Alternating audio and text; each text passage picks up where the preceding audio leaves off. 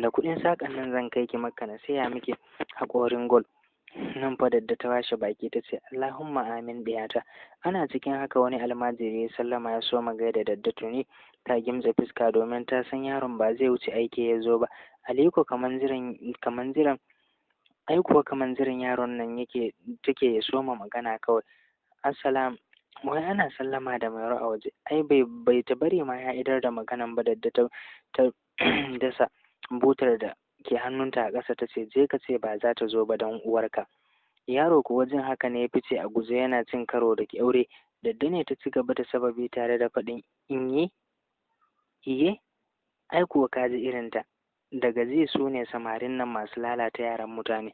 To don ubanka ba za ta zo ba. Salon ma ya matse ta a lungu ya mata wani abin ya je ya mammatse min kirjin ɗiyata da yanzu suke girma. Ni ɗiyata sai na darje mata mijinta da za ta aura kafin na mata aure ehen. Babu shegin da zai wanko bala gurbin kafafun shi ya zo ya nemi auren ɗiyata na basa. Bata yi da magana ba sai ganin saurayin nan suka yi ya shigo cikin gida domin tsab yana jiyo zage-zagen da masifar da take faman yi. Saurayin nan na shigowa 'yan matan nan suka bar abin da suka miƙe tsaye babu shiri suka kama kallon ikon Allah. Dadda na ganin sa ta gyara bakin zaninta tare da faɗin to zarababbe don nasi shine dama na san kai ne fitinannen nan da ba za ka ɗauki idanu a kan ɗiyata ba. To duk maitanka haka za ka ganta ka barta don uwarka. Shege ɗan bakin uwa. Bata kai aya ba saurayin ne shege da dariya kana ya ce gwara ni ai uwata kam dai ko da ta mini baki ina da uba. Shegiyar yar taki da kike ta ɓoyewa yiwa yar gol ki sanar da mu ubanta mana aikin banza aikin hofi. Ashe ma yawon gararan bannan da kuke yi ba haka kurum ba. Idan ba tsoro bane ki sanar da ɗiyar taki ubanta mana ko kuma ki sanar da ita gagarin mahaifarta. In ya so ki sanar da mu gagarin da take. Yayi wani irin murmushi kafin ya ci gaba da faɗi. Ba ku da gari yawon duniya kawai kuke yi. Ki jika yar taki ki sha mana. Babu abin da za mu yi da shegiya mara asali kuma kin ji na rantse idan ba ku bar mana gari ba sai mun kwance muku zane a kasuwa na gaya muku. Bai kai aya bai ji saukar lafiyayyen mari a kuncinsa. Shaye da mamaki ya rike kuncin nan nasa ya fuskance ta yana duban wacce ta mare sa. Ga ta dai a gabansa bai fiye hurgi da ita ba. Mairo kenan. Mairo ni kika mara Mairo? An mare ka maras mutunci sha ɗan marasa mutunci wadda bai san darajar tsofaffi ba. To ka ji na rantse maka da girman Allah idan baka fice daga gidan nan ba sai mun lallasa maka shegin duka.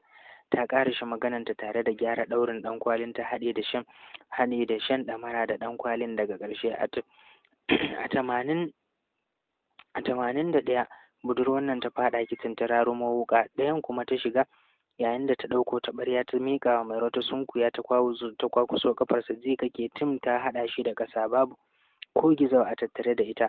Faɗi take Zaliha ba ni wukan nan kafin ma ya tashi in farka cikin shege. Jin hakan ne yasa saurayin nan kukan kura zai tashi dan bai zaci Mairo na da ƙarfi haka ba.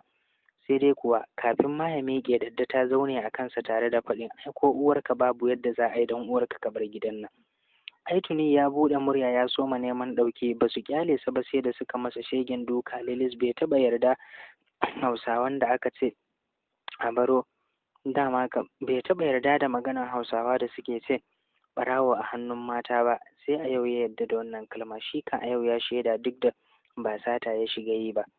Saurayin nan ya fice a guje ya gama jin jiki. Dadda ta sha jinin jikinta domin ta san yau an ɗago wa Mairo gyambon da ke zuciyarta. Mafi akasarin garuruwan da suke barowa wannan dalili ne yasa suke baro garuruwan sannan wannan yana ɗaya daga cikin abin da yasa Mairo bata da takamaiman manemi.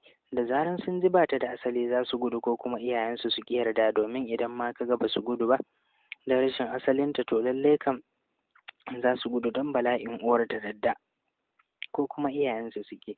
Dadda za ta yi magana Mairo ta ɗago da idanunta alamun jajaye da suka yi alamun dakatarwa ta sake cika ta yi fam saboda ɓacin rai. Cikin tsananin fushi ta wuce ɗaki ta kulle domin duk masifa irin na Dadda to tana matuƙar tsoron fushin Mairo ba kaɗan ba saboda Mairo ba dai fushi ba wannan kaɗan kenan. A ɗaya ɓangaren kuwa tafiya suke cikin nutsuwa a cikin tamfatsetsen kamfanin nan wanda ya mugun tsaruwa iya tsaruwa.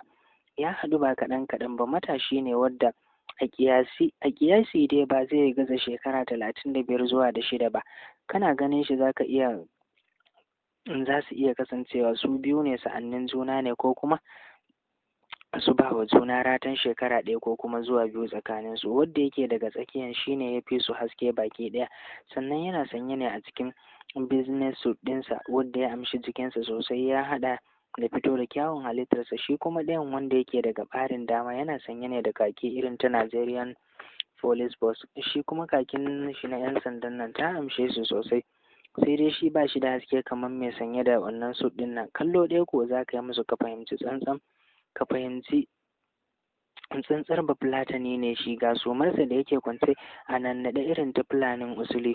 Haka zalika ɗayan nan kuma da yake ɓangaren hagu yana sanye ne da wani lallausar farin yadi mai kyau, ɗinkin haf jamfa ne, ya fi su duhu baki ɗayansu, sai dai Allah ya yi masa kyan jiki da cikar zati da sura, wadda hakan ne ya sa ma yake da gizo sosai a idanun jama'a ba kaɗan ba.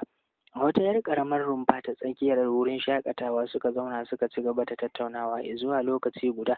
Wata mace ne na ganta ta fito sanye da farin uniform, ta ajiye ƙaramar tire a gabansu wadda yake ɗauke da kofi. Ba sai na ce muku ga abin da yake wurin ba dai, sai da suka gama komai kafin ya duba saurayin da yake sanye cikin wannan suit ɗin nan ya ce, you have been an ka sani ko ba na so. Daga hannun sai bai bar shi ya ƙarisa ba, haɗi da kanne masa ɗayan idansa ya ce, na sani, kuma ba zan ba ta haƙuri ba akan abin da nana Hafsat ta yi mata. Ka ga na san wannan ita ta shafa ba ne ba. Kafin ni kai ni fa tun da ka ganin nan, tun da na rasa Zinatu to ba na tunanin akwai macen da zan sake rasa ta, abin ya dame ni, ba ni da lokacin su ma a halin yanzu. Wanda yake gefensa ɗan bakin nan yana murmushi da bakinsa yana duban abokin nasa kafin ya ɗago da kofin da ke hannunsa. Bayan ya gama sha ne ya dubi abokin nasu yake faɗi, to Surat laushi, yana da kyau ka canza halayyarka, ka tsaya a abin da ya kamata. Wannan tsari da ka ɗaukan ba daidai ba ne. Kallonsa kawai Surat ɗin yake yi tare da girgiza kansa. Kai me kake tunani ne? Haba Lamido, idan kana son Nadiya ka faɗa mini kawai, sai mu baka ita. Well, I don't care, ba wani abun nan. A nan ne mai sanye da bakin kakin nan ya yi murmushi haɗe da ajiye kofin hannunsa, sannan akan ƙaramin tebur ɗin nan kana ya ce, wannan shi ake kira da faɗan gwauraye. Ya kamata ku ajiye iyali, tsufa kuke ƙara yi, ko ba ku san da haka ba ne? Faɗa masa dai yallaɓai ya ajiye iyali dai, domin shi ne mai manya-manyan diyoyin 'yan mata kai. Yana da 'ya'ya mata manya. Ni kam am still young, yanzu ma na so macin duniyar tawa. Suraje ya kufa tare da watsa wa Lamido mugun kallo kafin ya dubi matashin da ke sanye a cikin kakin nan ya ce, Ahijjo, tashi mu je na ga Hafsat. Na damu sosai, am worry about her sosai da sosai. Kallonsa suka yi baki ɗaya yadda ya miƙe a birkice kafin Lamido ya ce, wannan shakuwa ta kufa ta yi yawa. A dai dinga ragewa tukunna, a dinga tunowa Hafsat ta girma ba kamar baby ba ce. In fact tana fita samun ta fi ka samun express na rayuwa, tun da dai ta yi aure, kai kuma baka yi aure ba. Banda watsa wa Lamido mugun kallo babu abin da Surat yake yi, bai da lokacin tsayawa amsa masa. Gajeren tsaki kawai ya ja haɗe da ɗaukan kin motarsa ya fice daga wannan rumfar da suka kasance tare da Ahijjo da Lamido suka miƙe take bayan abokin nasu. Suna tafe wayar Ahijjo ta soma vibrating, daga wajen aikinsu ake kiransa. Dole ya wuce ofishin nan nasu, yayin da Lamido da Surat kuma suka nufi gidan Ahijjo domin su duba Nana Hafsat, ira gaban goshin Uncle Surat, wadda a kullum kafawa abokinsa Ahijjo sharaɗi yake yi a kanta, ba a ɓata ranta. Dan ma shi kan Ahijjo ba wai lokacin ta yake da shi ba ma, ya fi ba wa aikinsa muhimmanci, san ba su ma fiye zama tare da ita ba, wai sunan sun yi aure ne dai kawai. Wannan kenan. A ɗaya ɓangare na ci gaba da labarinmu na littafin Fuska Uku kuwa, a can garin Misau a cikin jihar Bauchi, a guje yau ma ta shigo gidan ta gajan bagajan. Inna Balki, lafiya me ke faruwa ne? Kafin ta da fitowa daga ɗaki ta hango mutum a saman rijiya. Sai duka tsalle take tana ta kururuwa, babu shiri kawai zani a hannu ta fito burut daga cikin ɗaki tana sallallame. Iya gaje ce ta shigo cikin gidan ita ma a ɗare tana faɗin, yar kwal uba, yau yanka ki kawai zan yi shegiya mai kama da mayu. Ai kuwa Gaje ta yi